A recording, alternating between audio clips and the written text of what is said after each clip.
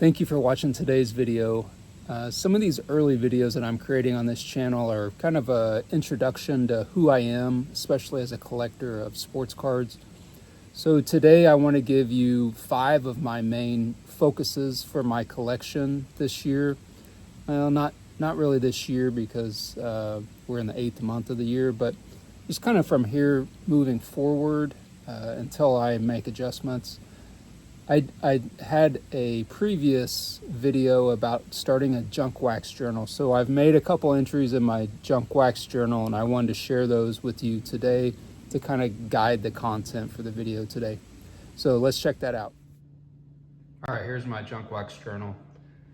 And anytime you get a journal, I've figured out that if you leave the first page or two blank, it's very beneficial later on in case you want to add stuff to it. All right, so really the first pages I have on here are kind of my throwback to the junk wax era, and it shows the love that I have for all the logos and graphics and designs that I came to appreciate and love from the different brands of the era, I guess you could say. So whether it was Topps logos, Donruss, Fleer, Upper Deck, I have the Future Stars logo in the bottom right. That's probably my favorite logo on cards of all time. The Star Rookie with the Ken Griffey Jr. and just maybe some of the later early 90s, late 80s, early 90s, the #1 draft pick logo. All-Star logos. This Junk Wax Nerd logo, it comes from one of the first years of Donruss. At the bottom of the cards, they would put the name on that and kind of had that glove and bat logo. You notice this from like the Topps traded box sets. So I really appreciate the artists who designed that. And so I wanted to pay tribute to that with my first entry. And my style, if you kind of look at this artistically, I don't like things neat. I kind of like them rough around the edges and messy. So what I did is first of all, I kind of sketched things out and then I inked it and then I put color to it. And then I went in with like a black pen and just kind of made scribbles. I even put fake signatures and things. I know those don't look like their exact signatures, but you get the idea. All right, so the next page, I have my collecting focus. And so I have 5 ways that I'm gonna focus my collection efforts this year. First and foremost is my Michael Jordan collection.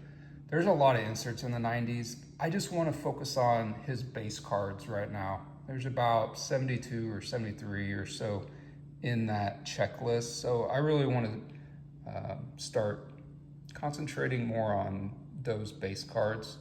The next thing I have is Big 3 binder. I have Hall of Fame binders for baseball, basketball, and football in the 80s. So that's probably my first and biggest kind of part of my collection that I really concentrated on. So I want to continue to fill in the gaps of that.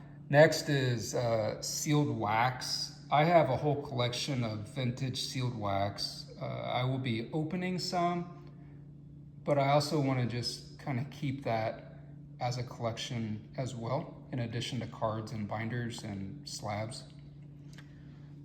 The next thing here is packs with friends. I'm going to try to focus more on opening some of the vintage wax with friends, and I'll explain that in future videos.